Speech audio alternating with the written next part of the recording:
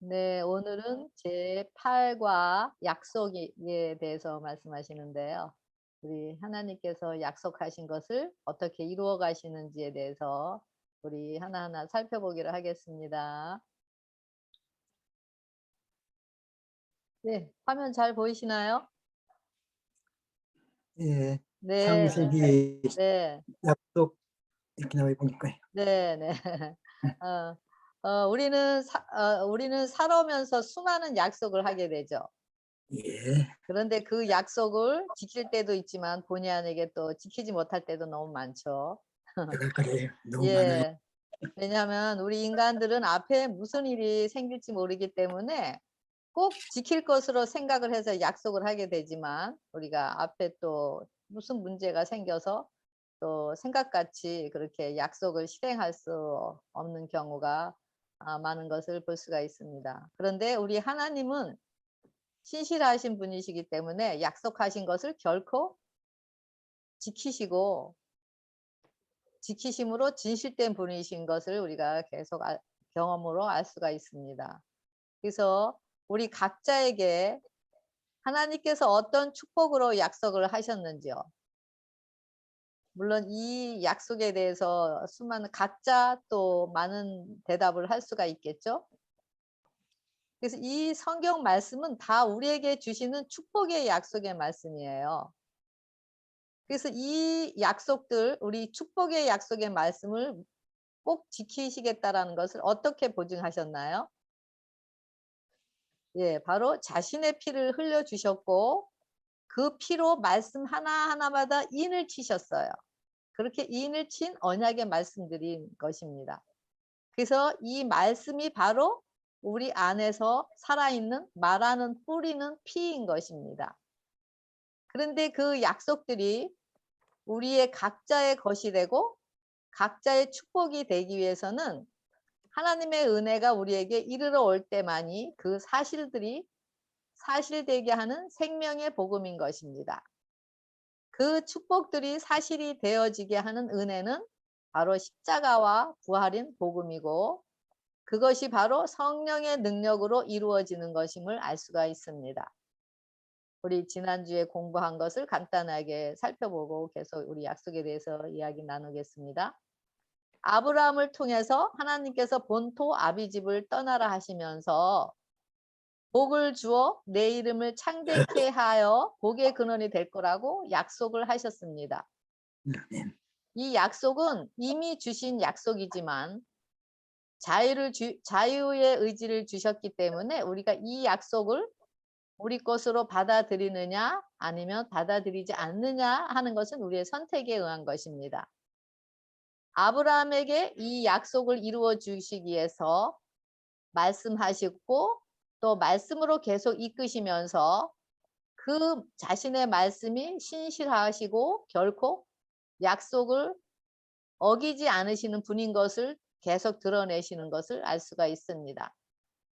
우리 죄의 본질인 이기심의 자아를 가진 우리들은 아브라함이 자기는 무자하기 때문에 엘리에셀을 의지하고 자기 상속자로 삼겠다고 하면서 자신이 생명이 없다라고 자신의 생태를 고백하는 것 같이 바로 우리들의 그런 본질이 이런 생명이 없지 무자하다라는 것을 드러내는 것이 바로 우리의 상태인 것을 알 수가 있습니다. 그래서 요한복음 8장 44절에는 너희 압이 마귀이라 하고 마귀에서 태어났다고 그래서 마귀를 행한다고 이야기하고 있습니다. 그래서 우리 모두는 사탄의 자녀로서 사탄을 잉태하고 사탄의 열매들을 낳는 자들인 것입니다. 그래서 자신을 의지하면서 자신의 생각과 자신의 방법으로 열심히 일하고 열심히 노력해서 하나님의 말씀을 자신들이 이루려고 그러면서 스스로 자아의 바벨성을 우리 심령 가운데 쌓아가면서 쉼없이 살아가는 것이 바로 우리들의 모습인 것입니다. 그래서 이런 우리들의 상태를 하나님께서는 보게 하시고 알게 하셔서 알게 하시기 위해서 광야를 허락하시는 것을 알 수가 있습니다. 이 광야에서는 자신이 할 수 없는 것을 또 자신에게는 의지할 것이 없다라는 것을 처절하게 느끼게 되고 경험하게 되면서 자신에 대해서 실망이 되어지게 하는 것입니다. 그래서 광야를 통해서 오직 하나님만을 의지하게 하는 것입니다.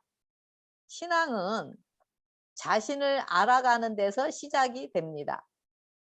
자신을 알지 못하면 모든 말씀들이 다 자기에게 약속한 자신을 위한 말씀이고 언약인데도 자기 자신을 알지 못하기 때문에 다른 사람들에게 해당되는 것으로 생각을 하게 되고 또 다른 사람이 변화되어야 한다라는 생각으로 하면서 자신의 의로움을 드러내게 됩니다. 그러면서 다른 사람들에게도 많은 상처를 주고 본인도 상처를 받으면서 마음속에 시기, 질투, 미움, 원망, 증오 같은 가시와 엉겅퀴로 꼴지어지게 됩니다. 그러면서 점점 성령의 감화에 무뎌지게 되고 그러면서 하나님의 음성이 더 이상 들려지지 않게 되는 상태로 이끌리게 됩니다. 바로 이런 상태를 허물과 죄로 죽은 자들이라고 이야기하고 있습니다. 바로 이런 우리들이 바로 마귀의 열매를 생산하게 되는 것입니다. 오직 예수님의 생명을 받음으로써만 생명을 잉태하여 생명을 낳을 수가 있고 그 생명의 열매들인 이웃 사랑과 하나님의 사랑의 율법을 실천할 수가 있는 것입니다. 그래서 아브라함도 마찬가지로 이런 본질인 그런 우상을 섬기고 이런 이기심의 상태에 있을 때 하나님의 말씀이 임한 것을 알 수가 있습니다. 아브라함은 자신이 무자해서 엘리에셀을 의지하겠다고 자신의 생명이 없는 무자한 상태를 고백하는 것을 보게 됩니다. 그리고 세월이 흘러서 아브라함이 99세 나이가 되어서 이제는 자신의 상태가 생명을 낳을 수 없는 상태가 되니까 스스로 자신의 인간적인 방법으로 하가를 취하여 이스마엘을 잉태하면서 그것이 하나님이 주신 생명이라고 아니하고 합리화하는 아브라함의 신앙을 보게 됩니다. 신명기 8장 2절 3절에는 여호와께서 광야의 길을 걷게 하신 것은 바로 너를 낮추시며 너를 시험하사 내 마음이 어떠한지 그 명령을 지키는지 아니 지키는지 알려 하심이라. 그러면서 사람이 떡으로만 사는 것이 아니요 여호와의 입에서 나오는 모든 말씀이라 그랬어요. 일부분이 아니라 모든 말씀으로 사는 줄을 알게 하려 하심이라고 이야기하고 있습니다. 그래서 아브라함의 순종은 조금 하였지만 그 순종도 부분적인 순종으로 이기심과 자신의 것을 의지하였기 때문에 하나님께서 온전한 순종으로 이끌기 위해서 다시 13년이란 광야를 허락하시는 것을 보게 됩니다. 이 13년이란 숫자는 배반과 불행이란 의미를 나타낸다고 합니다. 그래서 아브라함이 이스마엘을 탄생함으로 그 불순종의 상태를 통해서 13년 동안 하나님께서 침묵하시다가 다시 나타나셔서 내 몸에서 날짜가 바로 내 생명이라고 계속 반복적으로 그 말씀을 아브라함에게 상기시키시면서 그 말씀을 아브라함을 통해서 이루시겠다라는 하나님의 의지를 드러내시는 것을 볼 수가 있습니다. 그래서 이 말씀을 아브라함을 통해서 이루시기 위해서 아브라함이 100세의 나이까지 즉 자신의 노력으로는 더 이상 후사를 생산할 수 없는 것 이제는 자신을 의지할 것이 다 없어지는 자신의 힘을 다 소진하는 그곳인 십자가인 죽음의 상태까지 이끄시는 것을 보게 됩니다. 그러면서 아브라함이 의지했던 무에서 또 죽은 상태에서 이제는 유인 상태, 있는 상태에서 생명을 탄생케 하신 상태로 말씀을 통해서 이끄시면서 바로 엘로힘 하나님, 무에서 유를 창조하시는 엘로힘 하나님을 나타내시고, 또 은혜의 아들, 바로 죽은 것에서 생명을 꺼내시는 그 은혜의 아들인 이삭을 탄생하심으로 구원자이신 야훼 하나님을 드러내시는 것을 여기서 볼 수가 있습니다. 이렇게 인간의 공로와 인간의 노력을 티끌로 여기도록 상황을 완전한 죽음으로 이끄셔서 십자가에 함께 자신을 맡겨지게 하시면서 예수님의 생명을 얻는, 이것이 바로 믿음으로 말미암는 의를 이루는 상태를 이야기하고 있습니다. 그래서 말씀으로 시작하셔서 말씀으로 다듬으시고 말씀으로 죽음으로 이끌어서 말씀으로 부활케 하시는, 그래서 생명을 주시는 분이 바로 결코 변개치 않으시는 우리 신실하신 우리 하나님 아버지이십니다. 바로 이 아버지의 말씀의 능력이 바로 창조의 능력이고, 그 능력인 말씀이 육신이 되신 예수님을 우리를 통해서 재현하시고자 하시는 것이 하나님의 뜻인 것입니다. 이렇게 연약하고 실수를 거듭하는 아브라함에게 주셨던 복을 바로 우리에게 주시기 위해서 같지 않은 어려운 상황을 허락하시는 것을 볼 수가 있습니다. 그것이 질병이 될지도 있고, 또 여러 가지 또 인간관계가 될 수도 있고, 여러 가지 또 가정이나 또 사업의 문제가 될 수도 있고, 그러면서 그런 과정이 바로 우리를 향한 그 사랑의 마음이기 때문에 우리가 그 하나님의 사랑을 알 때 넉넉히 이기게 되겠죠. 그래서 그 약속이 바로 우리를 넉넉히 이기게 하시는 하나님의 그런 그런 버팀대이 되는 것을 볼 수가 있습니다.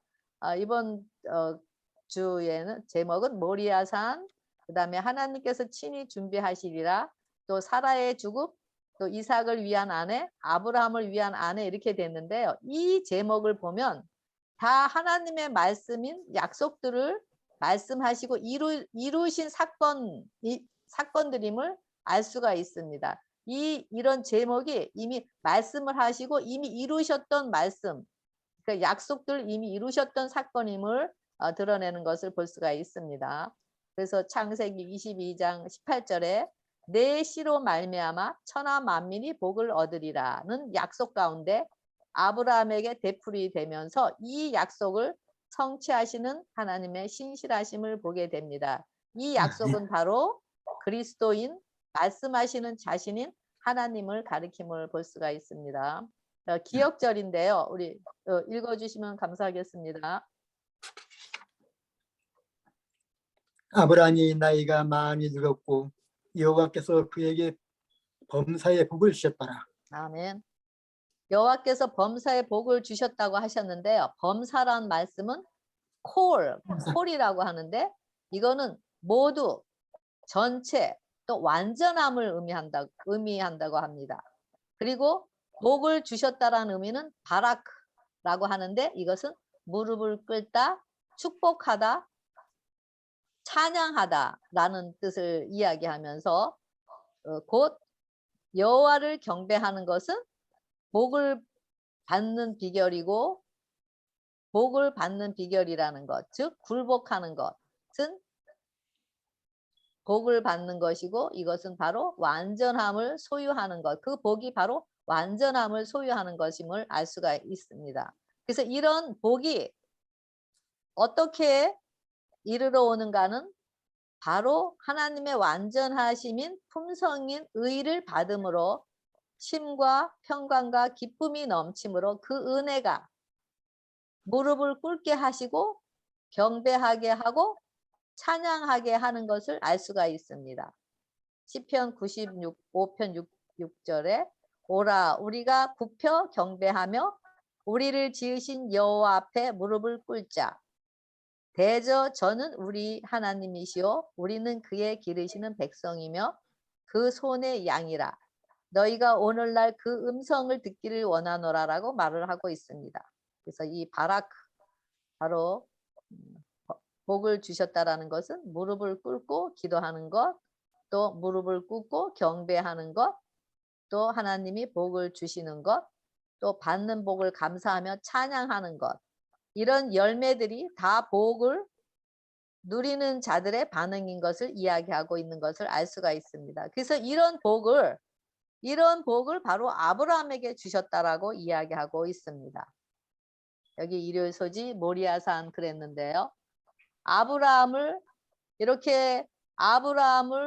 시험하시려고 아브라함을 부르시면서 아브라함아 아브라함아 하십니다. 그럴 때 내가 여기 있나 하니까 여호와께서 내 아들아 내 사랑하는 독자 이삭을 데리고 모리아 땅으로 가서 내가 내게 일러준 한 산 거기서 그를 번제로 드리라고 이야기하고 있습니다. 이삭이 이때는 20세가 되었어요.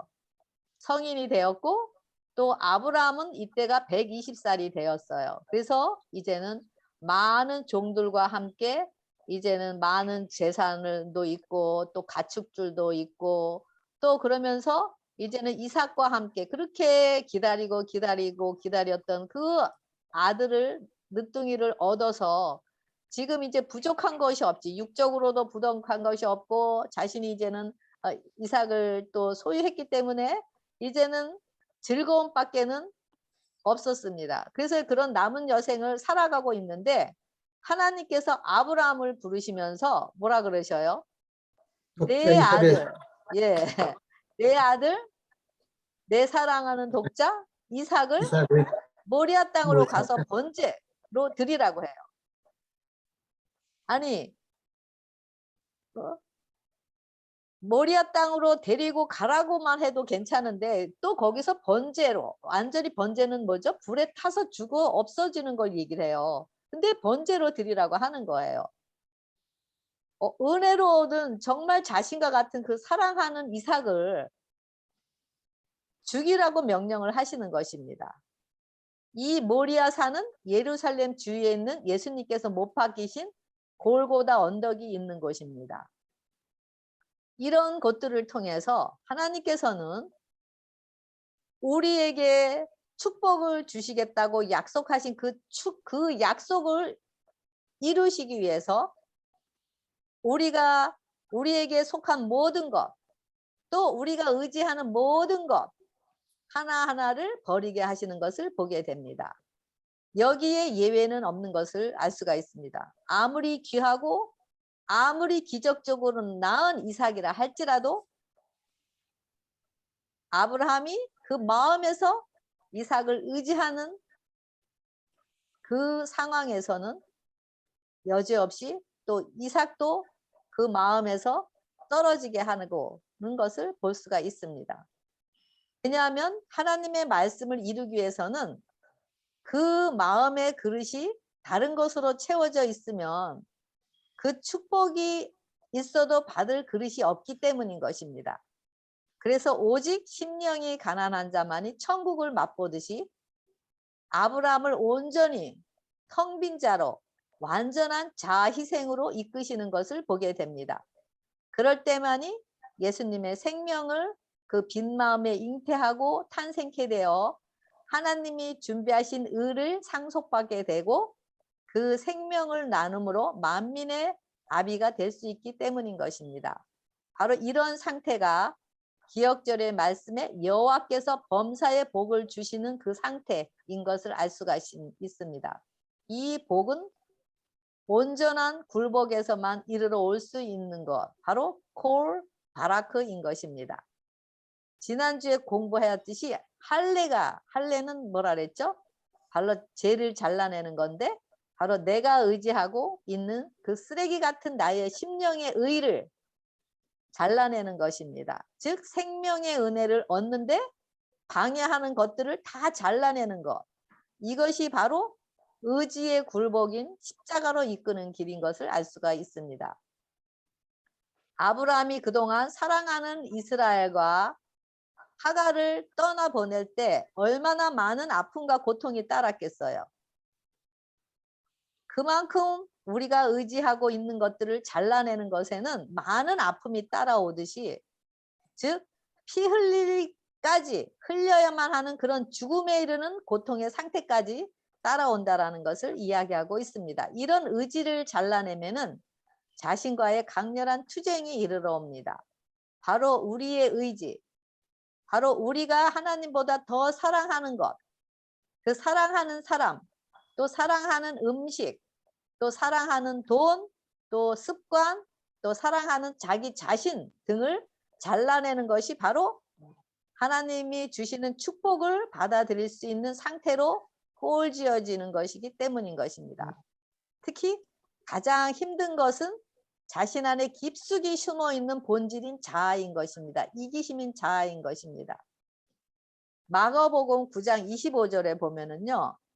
귀신이 얘기가 있는데 귀신이 사람에게서 나갈 때 그 사람에게서 나가지 않으려고 그 사람을 넘어뜨리고 그 사람에게 경련을 일으키고 그러면서 그 사람을 완전히 죽게 하는 것을 볼 수가 있습니다. 그래서 주위의 사람들이 뭐라 그러죠? 그 귀신 들린 자가 이제는 죽었다라고 이야기하죠. 이렇게 우리 안에 자아를 성령님에 의해서 잘라내어지게 될 때는 정말 상상 못할 대쟁투의 일들이 우리 심령 깊은 곳에서 벌어지게 됩니다. 이런 우리 안에 투쟁이 있다라는 것은 성령님께서 역사하고 계신다라는 것을 알 수가 있습니다. 이런 투쟁이 혈과 육에 대한 싸움으로 생각한다면 결코 승리를 할 수가 없을 것입니다. 하지만 그 투쟁이 바로 영적인 싸움인 것을 알게 되면 포기가 되어지고 그러면서 자아로부터 승리하고 그때부터 우리 심령은 자신으로부터 자유케 되고 평화가 이르러 오고 쉼이 이르러 오는 것입니다. 이것이 자아로부터의 자유이고 해방인 것입니다. 이런 과정을 통해서 재창조가 이루어지고 예수님의 생명의 의, 즉 율법에 온전히 순종이 되어지는 그 생명의 품성을 얻게 되는 것입니다.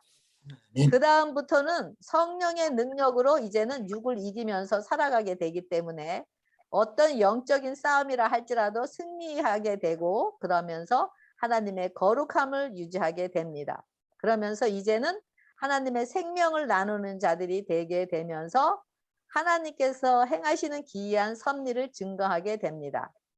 아브라함이 엘리에셀을 의지하였고 또 그 다음에는 이스마엘을 의지하였고 그 다음에는 가장 귀한 아들 이삭을 의지하였지만 그것으로는 아브라함 자신을 구원할 수가 없었습니다. 오직 흠도 없고 점도 없는 어린 양이신 예수님의 공로만을 의지할 때 우리의 구원은 우리 안에 계시는 그리스도로 인해서 온전함을 잊게 될 수가 있기 때문인 것입니다. 그래서 일요일 소지에 보면은 아브라함이 또 순종하여 아침에 일찍이 일어나서 번제에 쓸 나무를 쪼개어 가지고 두 종과 또 이삭과 함께 3일 길을 떠납니다. 그리고 아브라함이 3일에 눈을 들어 그곳을 멀리 바라본다라고 이야기하고 있습니다. 예수님께서 금요일에 돌아가셨잖아요. 그죠? 그리고 토요일에 무덤 속에서 쉬셨고 그 다음에 일요일에 부활하신 것 같이 이 3일이란 기간 동안 예수님께서 우리에게 약속하신 것을 친히 행위로서 나타내셔서 이 사실을 믿는 자들에게 영생을 주시는 구역 사역이 이루어진 것을 알 수가 있습니다. 아브라함에게 주어진 이 3일, 이삭을 번제로 드리러 가는 이 3일이 아마 아브라함에게는 천년이 같이도 길고 지루하고 정말 엄청나게 많은 투쟁과 괴로움이 있었을 것이었습니다. 고통이 있어요. 예. 이 3일 길을 가면서 아브라함은 기도로서 밤을 지새우면서 어떤 하늘의 사자가 찾아와서 이제는 이삭을 바치지 않아도 된다라는 말을 듣기를 원했을 것입니다. 그럴 때마다 사탄은 의심과 불신을 아브라함에게 넣어주면서 하나님을 신뢰하는 것에서 떼어놓고 하나님의 명령에 따르지 않게 하기 위해서 갖은 노력을 다하는 것을 보게 됩니다. 하지만 아브라함은 계속 성령의 능력으로 그 사란의 음성을 뿌리치면서 자신과의 강렬한 투쟁을 승리하고 나아가는 모습을 볼 수가 있습니다. 그럴 때 셋째 날에 약속의 표인 영광의 구름이 모리아 산 위에 배회하는 것을 보게 되었습니다. 이 무지개는 뭐죠? 바로 하나님께서 언약을 지키시겠다라는 언약의 표, 다시는 멸망치 않게 하시겠다라는 언약의 표인 것을 상기시키는 것입니다. 이런 과정을 통해서 이삭을 죽음으로 넘겨주고자 하는 그 아브라함이 당했던 그 고통, 그런 마음의 고통과 아픔을 통해서 하나님께서 온 세상 사람들을 구원하기 위해서 자신뿐 아니라 그 아들의 생명까지 내어주면서 예수님께서 십자가에서 멸시와 고통과 침뱉음과 여러 가지를 그런 고뇌를 당하시는 그 고뇌를 함께 당하시면서 하나님께서 자신의 아들까지 소진하시고 모든 자신의 속한 모든 것까지 소진하시는 그 하나님의 마음을 보게 됩니다. 그러면서 아브라함이 그 하나님 아버지의 마음이 어떠했는지를 자신이 체험을 하게 됩니다. 그러면서 히브리서 11장 19절에 하나님이 능히 죽은 자 가운데서 다시 살리실 줄로 생각하게 되었습니다. 그러면서 그 예수님이 바로 이런 아브라함의 자신의 구원자, 또 아브라함 자신의 대침을 자신의 중보자로 영접하는 경험을 하게 되면서 구속의 경륜이 아브라함의 심령에 성취되어서 죽음 가운데서 생명으로 살아나는 경험을 하게 되는 것을 보게 됩니다. 그리고 아브라함은 담대한 믿음으로 살리실 것을 아시는 그 하나님을 의지해서 순종하여 이삭을 바치는 아브라함을 보게 됩니다. 아브라함을 통해서 경험하게 하신 이 일들이 아브라함에게뿐 아니라 우리를 통해서도 이루시기를 원하십니다. 우리에게 그래서 예수님 자신이 우리의 구원자로서 우리의 대치물로서 우리의 중보자로 영접하게 하시는 것이 바로 하나님의 뜻인 것임을 알 수가 있습니다. 그래서 우리 보좌의 생명의 주인으로서 거하시는 것을 원하십니다. 이 일들이 우리에게 이루어지게 하시기 위해서 이 3일 길, 이 고난의 길, 이 엄청난 이런 고난의 길을 허락하신 그 하나님의 마음인 것을 알 수가 있습니다. 고난이 축복으로 변하는 것을 통해서 그 축복은 뭐죠? 바로 평강과 쉼과 안식을 누리게 하시는 것. 이것이 얼마나 큰 축복인지를 알게 됩니다. 이것이 바로 복음이고 이 3일에 이루어진 이 복음이 바로 하나님을 증거케 하는 능력인 것입니다. 바로 이것이 새 천사들이 전하는 기별이 바로 이 복음인 것을 알 수가 있습니다. 월요일 소지 하나님께서 신이 준비하시리라. 우리 요거 좀 읽어 주시겠어요? 뭐 기억절이 네. 창세기 22장 8절, 14절, 18절을 읽어봐라. 하나님께서는 친히 준비하시리라는 약속을 어떻게 성취하십니까? 무엇이 적용되었는가? 다른 걸 읽으셨네요. 예, 예. 여기 보면은 아브라함에게 뭐라 그러죠? 아브라함에게 그 아들이 아브라함에게 이삭이 번제할 어린 양이 어디 있냐고 아브라함에게 물습니다. 그럴 때 아브라함은 내 아들아 번제할 어린 양은 하나님이 자기를 위하여 친히 준비하시라고 대답을 합니다. 바로 이 양이 보라 세상 죄를 지고 가는 하나님의 어린 양인 예수님, 바로 그리스도의 의를 이야기하고 있습니다. 온전케 하는 번제의 제물은 오직 흠도 없고 점도 없는 어린 양만 가능한 것입니다. 네. 여기서 이삭도 온전한 제물인 예수님을 대신할 수 없다라는 것을 알 수가 있습니다. 여기 번제를 드리는 방법은 번제단에서 맨 밑에 나무를 깔죠. 바로 십자가 모양으로 깔고 그리고 그 위에 우리 죄를 뒤집어 쓴 그 양에게 전가한 그 죄를 뒤집어 쓴 양을 올려 놓을 때 제물이 예, 하늘에서 심판의 불이 내려와서 양을 태우면서 우리의 모든 죄들을 태우게 됩니다. 이것이 갈라디아 3장 13절에 바로 율법의 저주에서 우리를 속량하신 예수님의 어린 양을 이야기하고 있습니다. 이렇게 예수님께서 우리의 저주를 담당하시기 위해 하나님께서 준비된 여호와 이레인 어린 양이 되신 것입니다. 아멘. 이 제사가 바로 아벨이 드린 제사였는데요. 그래서 하나님께서 아벨과 아벨의 예배를 연합하신 것과 같은 제사였던 것을 바로 아브라함이 드린 이삭을 드린 제사가 바로 이 아벨이 드렸던 제사였던 것을 알 수가 있습니다. 우리 모두는 다 죄의 본질로 하나 된 자들이어서 이 아벨과 같은 제사를 통해 구원자이신 예수님을 영접함으로만 순종이 되어지고 온전한 순종이 되어지고 의가 입혀지면서 경건한 삶을 유지할 수가 있는 것입니다. 바로 아멘.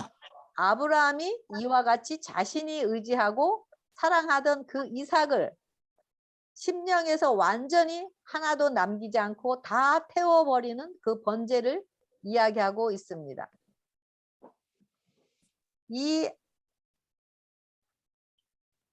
그 아브라함의 심령 속에서 이삭을 의지했던 그 이기심을 태웠다라는 것과 같은 말이에요. 이것은 같은 것을 의미하고 있는 것을 볼 수가 있습니다. 그래서 이 아브라함이 하나님의 명령을 따라 똑같이 그 번제 드릴 때 그 상황과 똑같이 나무를 깔고 그 위에 자신이 의지했던 자신의 전부였던 그런 이삭과 함께 자신의 죄를 올리고 칼로 치려고 그 손을 들었습니다. 그때 아브라함아 아브라함아 하시면서 이삭에게 손을 대지 말라고 하시면서 준비하신 여호와 이레 즉 아브라함의 모든 자아와 이기심을 짊어지셔서 저주를 받으시는 어린 양을 번제로 드리도록 준비해 놓으신 것을 보게 됩니다. 이것이 바로 우리의 죄값을 지불하시는 구원의 계획의 본질인 것을 알 수가 있습니다. 아멘. 수풀에 걸린 수양을 대신하여 번제를 드리도록 예수님의 죽음이 먼저 있었다라는 것을 알 수가 있고 그로 인해서 예수님을 보내서 구원을 이루신 사실을 아브라함에게 사실되게 하는 것을 보게 하셨습니다. 모리아 산에서 수풀에 걸려있던 수양은 예수님을 나타낸 것이었고요. 그리고 예수님 자신이었습니다. 아멘. 여호와의 산에서 준비되리라 하시면서 그 무서운 시련의 어두운 날 동안 그가 참은 고통은 그가 자신의 경험을 통하여 무한하신 하나님께서 사람을 구속하기 위하여 치르신 그 희생의 위대함을 깨닫게 하려고 허락되었었습니다. 창조주께서 친히 사람으로 오셔서 십자가에서 죽으심으로 죄인을 구원하시는 창조주 하나님의 사랑을 증명하는 것을 여기서 예표하는 것을 볼 수가 있습니다. 이삭은 세상 죄를 위해 희생 제물로 드려진 하나님의 아들의 모형이었습니다. 하나님께서는 인류를 구원하는 복음을 아브라함에게 알려주시기 원하셨습니다. 그러기 위해서 또한 그의 믿음의 시험함과 동시에 이 진리를 실제적인 것이 되도록 하기 위해서 그의 사랑하는 아들 이삭을 드리라고 요구하셨던 것이었습니다. 이와 같이 죄가 있는 곳에는 항상 여호와 이레이신 예수님의 중보의 피가 준비되어 있음을 알 수가 있습니다. 이렇게 아브라함과 같이 우리도 예수님의 공로의 피를 의지하여 회개하고 믿는 자들에게는 내시로 천하 만민이 복을 받으리라는 말씀을 이루시게 되는 것을 알 수가 있습니다. 이 모든 축복들은 에브라임도 아니고 이스마엘도 아니고 이삭도 아닌 오직 예수님의 피의 공로만을 의지하는 믿음에 따른 완전한 순종으로 자신을 다 드리는 행위에서 이르러 온 생명의 품성의 축복인 것을 이야기하고 있습니다. 이럴 때 내 씨로 말미암아 천하 만민이 복을 받으리라는 이 말씀을 이루어지게 하시는 것이죠. 그리고 네. 여기 로마서 5장 6절에는 우리가 아직 죄인 되었을 때 그리스도께서 우리를 위하여 죽으심으로 하나님께서 우리에 대한 자기의 사랑을 확증하셨다라고 얘기하고 있습니다. 하나님의 사랑이 구체적으로 나타난 그리스도의 십자가의 대속의 은혜는 전혀 받을 만한 자격이 없고 가치가 없는 우리들에게 이르러 오는 것임을 알 수가 있습니다. 아직 죄인이 되었을 때, 아직 원수 되었을 때, 아직 연약할 때에 인간 속에는 하나님의 사랑을 받을 만한 가치가 전혀 없는 자들을 위해서 이미 돌아가셨고 그 피를 흘려주셨기 때문에 이 사실을 받아들이는 자들에게는 그리스도가 우리를 위하여 그리고 우리 우편에서 죽으신 것을 말하고 있는 것을 알 수가 있습니다. 사라의 죽음 그랬는데요. 여기서도 사라의 죽음을 미리 말씀하시고 그 말씀하신 것을 또 이루시면서 그 약속을 이루시면서 하나님의 신실하심을 드러내신 것을 보게 됩니다. 사라는 가나안 땅에서 127세에 잠이 들었습니다. 성경에 여자의 수명이 기록된 유일한 경우가 바로 사라이고 또 아브라함의 가족 중에서 가나안 땅에 묻힌 첫 번째 사람이 바로 사라입니다. 사라는 모리아 산에서 이삭을 제물로 바치려고 했던 그 사건 이후 가나안 땅에서 죽게 되는데 그 사라의 죽음은 땅에 대한 하나님의 약속이 성취되었음을 보여주는 것을 알 수가 있습니다.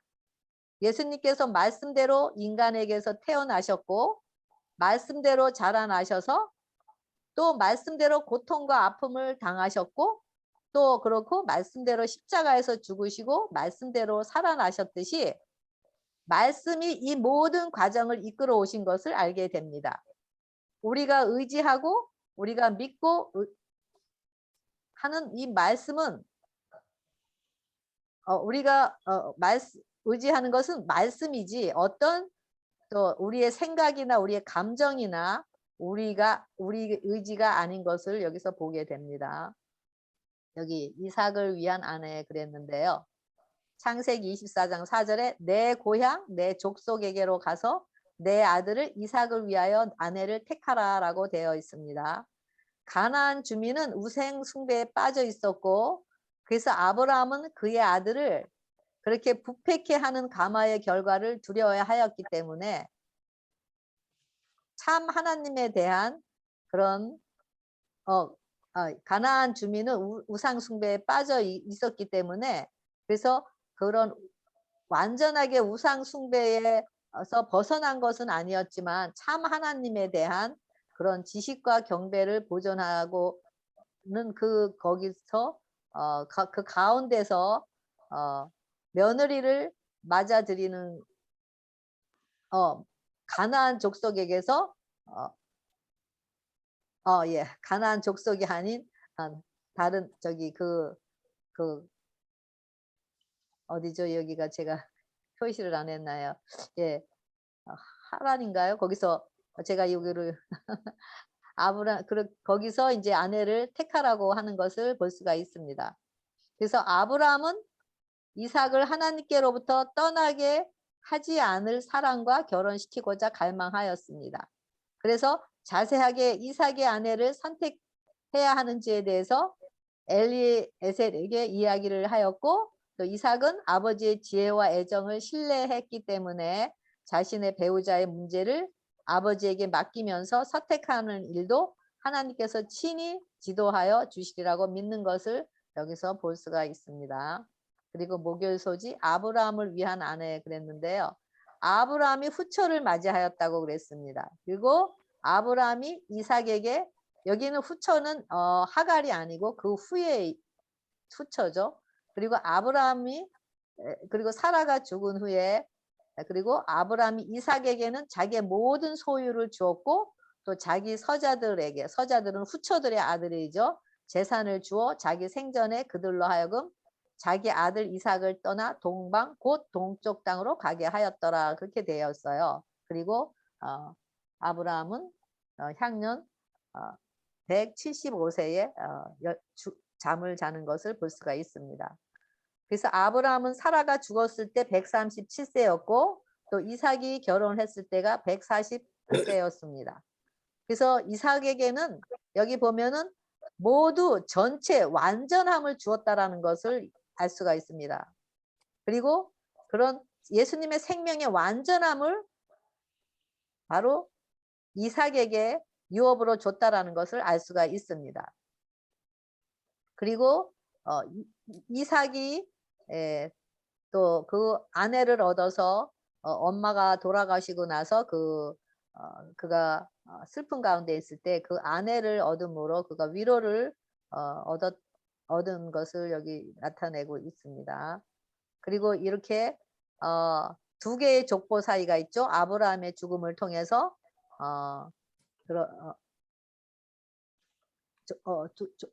여기 보면 아브라함의 죽음 또한 하나님의 축복을 증거하는데요. 그리고 그것은 여러 해 전 하나님께서 아브라함의 장수하리라고 하셨던 그 약속의 성취를 드러내므로 아브라함에게 주신 그 생명의 그 완전한 축복을 이삭에게 또 넘겨주고 또 이렇게 장수하면서 또 하나님께서 아브라함에게 약속하신 그 말씀들을 이루는 것을 여기 볼 수가 있습니다. 여기 보면은 이거는 엘리에셀, 이스마엘, 이삭인데 여기는 아까 다 설명한 거인데요. 번제물은 오직 흠도 없고 점도 없는 오직 온전한 예수님만이 엘리에셀도 아니고 이스마엘도 아니고 이삭도 아니라는 거. 그래서 여기는 나와 있습니다. 그래서 완전한 순종은 50%도 아니고 99%도 아닌 은혜인 100%라는 것을 나타내고 그래서 그럴 때 우리가 온전한 순종을 한다라고 얘기하는데 그것은 바로 자아가 없을 때 예수님만이 온전한 제물이 되시고 그럴 때 우리의 구원자 바로 예수님이 우리의 구원자 바로 대치자가 경험하게 되는 것을 알 수가 있습니다. 이렇게 그다음에 여기 보면은 또 여기 어느 분이 많은 분들이 저도 과거에 그랬는데요. 목사님의 말씀을 들으면 많이 혼돈이 된다고 그래요. 왜냐하면은 어느 목사님께서는 은혜만 강조하고 면서 그리고 기쁘고 즐겁게 신앙을 하면 된다고 하고 또 어느 목사님께서는 자아인 죄만 강조하기 때문인 것을 보게 됩니다. 그래서 이 두 목사님의 경우는 물론 용서받은 은혜를 경험하셨기 때문에 자신의 믿음 안에서 말씀하셔서 예수님 안에서 기뻐하기만 하면 된다라고 하시고 또 다른 목사님께서는 죄를 알지도 못하면 십자가의 은혜를 알 수가 없기 때문에 죄에 대해서 더 강조하여서 십자가의 은혜로 이끌기 위할 수도 있는 것을 보게 됩니다. 그래서 우리가 그 성소의 도, 바로 구원의 도, 죄를 해결하는 그것을 제대로 우리가 알지 못하면은 우리가 이런 말을 들을 때 신앙이 흔들리고 또 혼동이 올 수밖에 없는 것을 알 수가 있습니다. 그래서 우리가 다시 복습하는 의미에서 어떻게 구원에 이르는지 즉 어떻게 죄를 해결하고 어떻게 칭의를 입고 성장하는 성화를 이루어서 생명을 나누는 제사장들이 되는지를 성서를 통해서 간단하게 살펴보고 우리 말씀을 마치기로 하겠습니다. 여기 보면은 여기 죄의 본질 이기 바로 이기심을 빼내는 과정인데요. 예, 그리고 이거리 부분적인 순종이고 부분적인 회개. 여기는 피가 없는데 바로 이것이 성막 이것이 성령의 이끌림. 성령에 이끌려서 자신의 본질을 조금씩 알아가면서 조금씩 순종도 하게 되고 조금씩 또 회개도 하는 거예요. 근데 여기는 아직 완전한 죽음이 없기 때문에 피가 없는 상태예요. 이거는 성막 바뀌고, 그다음에 여기에는 이제 이런 자신의 죄의 본질인가 이기심을 알게 되고, 이제는 양을 끌고 이제는 번제단으로 가서 그 양에게 자기 죄를 양에게 안수하고 자기 죄를 양에게 전가시킵니다. 그래서 이 사람은 이제는 더 이상 죄인이 아니에요. 그러면서 안수하고 그 피를 잡아요. 아니면 양을 잡아요. 그래서 피를 내고 그래서 피를 냈을 때 이제는 그런 완전한 죽음과 십자가의 죽음과 연합하기 때문에 이것을 의롭다로 여기고 이때부터 성령님께서 임재하십니다. 여기는 성령님의 감화와 성령님의 이끌림이고, 그다음에 여기는 성령의 임재가 예를 들어서 성령님께서 계속 이끌어 가시는 과정을 이야기하고 있죠. 그래서 여기에 속죄의 피가 있고 죄 용서 받는 속죄가 있고, 이것이 바로 십자가를 의미하고 십자가와 연합하는 걸 의미하고, 여기 번제단을 얘기하고요. 그다음에 이제 성소에 들어가면은 여기는 말씀과 기도가 성령님인데요. 성령님 안에서 말씀과 기도를 통해서 자라남인데, 항상 말씀과 기도와 성령 안에서 자라남이 계속 이어지는 것을 이야기하고 있습니다. 그래서 여기서 흘린 피를 제사장이 가지고 피를 가지고 이렇게 성소에 지성소에 가서 뿌리고 또 지성소 또 법궤 위에 뿌리는 것을 볼 수가 있습니다. 그래서 이거는 그래서 성화의 단계고, 이거는 성소이고요. 그다음에 지성소에서는 바로 법궤 안에 십계명이 있죠. 그리고 그 법궤 위에 시은자가 있는데 이 피를 법궤 위에 뿌리는데, 여기서 바로 하나님께서 우리를 만나기 위한 장소가 바로 여기라는 거기서 여기는 품성의 열매를 완성시키는 것이고요. 여기서 또 속죄가 있는데 여기서는 용서받은 거고, 여기서는 죄를 완전히 기억지 않게끔 완전히 없어해서 지워버리는 것까지. 그래서 하나님께서 아예 생각도 않으시는 것. 그래서 이야기하고 이렇게 있습니다. 그래서 이런 상태를 통해서 이런 상태를 알 때만이 이렇게 이런 성막 밖에서는 아직도 자신이 의지할 것이 있는 심령이 부여한 상태를 나타내고 있는 것을 알 수가 있습니다. 그래서 이런 상황을 통해서 바로 죄를 양에게 넘기면서 이런 것과 같이 이렇게 이런 죄의 옷인 바로 아브라함이 입었던 그 죄의 옷인 바로 엘리에셀과 이스마엘까지도 그런 다 내려놓으면서 자아인 이계심에서 완전히 해방되는 곳은 바로 곳이 바로 번제단이죠. 번제단에서 죽음. 그 대신 수풀에 걸려있는 어린 양 대신은 예수님이 아브라함의 대치물과 구속주가 되는 곳이 바로 번제단입니다. 이렇게 되었을 때 아브라함은 그 축복, 본토 아비집을 떠날 때 약속하신 그 축복인 예수님을 성령으로 그 심령 안에 모시게 됩니다. 그러면서 그는 믿음으로 말미암은 의를 하나님으로부터 입혀지게 되는 자가 되는 거죠. 이런 경험이 바로 예수님의 피 흘림이 아브라함을 위한 구원의 피였고, 아브라함을 중보하는 중보의 피였던 것이 되는 것입니다. 그래서 그리고 성소 안에서는 떡상과 말씀 향단에 항상 이 말씀을 먹고 또 기도와 성령의 임재 안에서 항상 이러는 거룩함을 유지해 나가는 것을 볼 수가 있고, 그러면서 여기 지성소까지 그 장성한 분량까지 자라나는 게 되는 것을 알 수가 있습니다. 그래서 이렇게 되면서 하나님께서 이런 과정을 통해서만이 우리가 구원을 얻을 수 있고 우리의 죄의 본질과 죄의 권세에서 해방될 수가 있는 것입니다. 이런 과정이 우리에게 경험으로 다가올 때 우리는 누가 어떤 말씀을 하신다고 할지라도 흔들리지 않게 될 것입니다. 그리고 이 성수의도를 통해서 우리의 신앙이 어느 단계에 와 있는지를 진단할 수가 있는 것입니다. 우리가 성막 밖에서 아직 제 속에서 살아가고 있는지, 아니면은 번제단 없어. 번제단에서 완전히 십자가에서 죽고 이렇게 여기서 생명 탄생을 통해 여기서 자라나고 있는 것인지를 볼 수가 있습니다.